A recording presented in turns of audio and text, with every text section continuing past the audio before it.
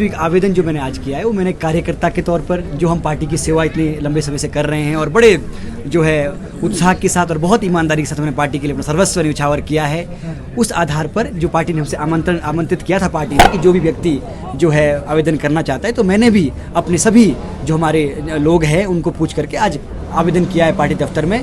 रही बात किस आधार पर किया है, तो मैं तो जो है जब से हमारा राजनीतिक जीवन की बात करूँ तो NSCY में रहा।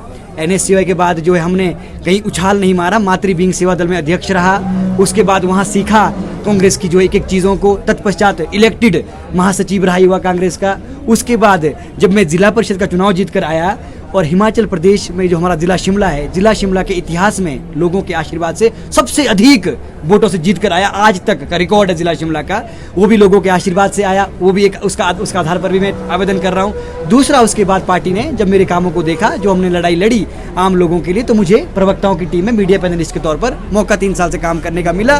तो ये सारी चीज़ें जब मुझे मिली, जो मेरी काबिलियत थी, उसके आधार पर मैं आज टिकट भी अपनी पार्टी से मांग रहा हूं और मेरी जो बात है वो मैंने पार्टी के सामने रखी है, आवेदन किया है। अगर पार्टी को लगेगा कि जो एक कार्यकर्ता के रूप में हमने पार्टी की सेवा की है, पार्टी के लिए लड़े हैं, मीडिया पैनलिस्ट की बात आती है, मैं भाजपा के एक एक सवालों का जवाब अपने हम छाती पर लेते हैं और अपनी पार्टी के लिए लड़ने का काम करते हैं।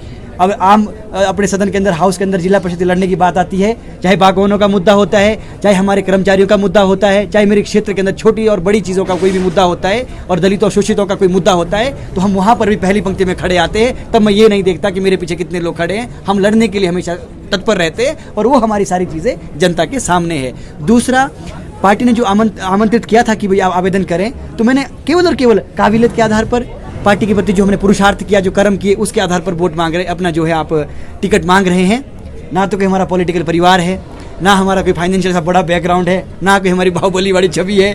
हमारी तो केवल एक पार्टी के एक अच्छे कार्यकर्ता की छवि है। उसी आधार पर बहुत पॉजिटिविटी के साथ मैंने जो है आज टिकट के लिए आवेदन किया है। अब हमारी स्क्रीनिंग कमेटी डिसाइड करेगी, माननीय सुखू जी डिसाइड करेंगे, प्रतिभा सिंह जी डिसाइड करेगी, शुक्ला जी डिसाइड करेंगे। बाकी हमारा जो पार्टी का केंद्रीय हाईकमान है, उन्होंने देखना है कि कौन जो है 3,26,000 की पिछली पुरानी लीड को तोड़ सकता है। यही हमारी कुछ प्राथमिकताएं थी, बाकी आपके सामने है सारी चीज़ें। जी, क्या लगता है कि राजनीतिक क्षेत्र में आप तो है जी मौजूद है, पर एक युवा का राजनीतिक क्षेत्र में आना कितना रहता है, चाहे देश के लिए बात करें या प्रदेश के विकास की बात करें?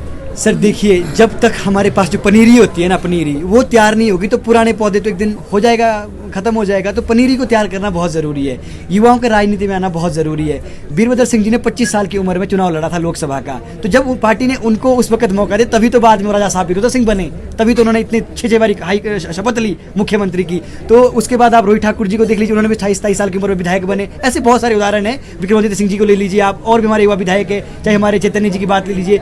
जब हमारे पास युवा आगे आएंगे तभी तो हमारा जो, जब हमारे बुजुर्ग लोग हटेंगे, युवा लोग आएंगे, तो एक जो है पार्टी मजबूती की तरफ भी जाएगी और कांग्रेस आगे मजबूत भी होगी। तो मुझे लगता है युवाओं को आवेदन भी करना चाहिए और पार्टी को भी देखना चाहिए युवाओं की तरफ कि युवा जो लोग होते हैं उनको भी कहीं ना कहीं पार्टी में मौका मिलना चाहिए और वो मजबूती के साथ लड़ेंगे, इसमें भी कोई शक नहीं है। इसको भी मैं आप लोगों के सामने बात रखना चाहता हूँ। बाकी माननीय राहुल गांधी जी लगातार बोलते हैं कि हम युवाओं को मौका देंगे, तो उस आधार पर भी मुझे बड़ी उम्मीदें हैं, इसीलिए मैंने आज आप लोगों के सामने आवेदन किया है। और भी कोई आपका प्रश्न है तो आप रखे हुए रखना चाहते हैं, लोकसभा का चुनाव मजबूती से लड़ना चाहते हैं, तो आपको ये संदेश देना पड़ेगा कि हमने जब टिकटों के लिए आवेदन मांगे हैं तो उन्हीं में से जो है आपको स्क्रीनिंग कमेटी की जो एक व्यक्ति लोग बैठेंगे वहाँ पे, उनको सोचना चाहिए इस बात को लेकर के कि आप किस प्रकार का माहौल बनाना चाहते हैं। हम तो पार्टी के सामने अपनी बात सिर्फ रख सकते हैं, और बाकी आपका प्रश्न बहुत अच्छा था, ये तो पार्टी ने डिसाइड करना है, फिर लोग उसको किस तरीके से लेते हैं ये लोगों की अपनी भावना है।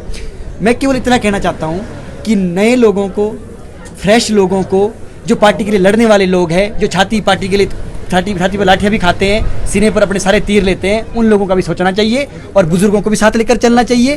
पूरा एक कॉम्बिनेशन बन के रहना चाहिए। बाकी रही बात भाजपा की, कि भाजपा की हमारे साथ कंपैरिजन की, तो मैं खुल के बोलना चाहता हूँ कि भाजपा, आम आदमी पार्टी ये नए लोगों को मौका देते हैं और हम कांग्रेस भी देती है, पर और बड़े स्तर पर देने की आवश्यकता है। शिमला की हमारी जो लोकसभा की सीट है 100% निकल सकती है। सारे मुद्दे भाजपा के खिलाफ है, जवान भाजपा के खिलाफ है। अग्निवीर योजना देख लीजिए, सड़क पर ले आया जवानों को।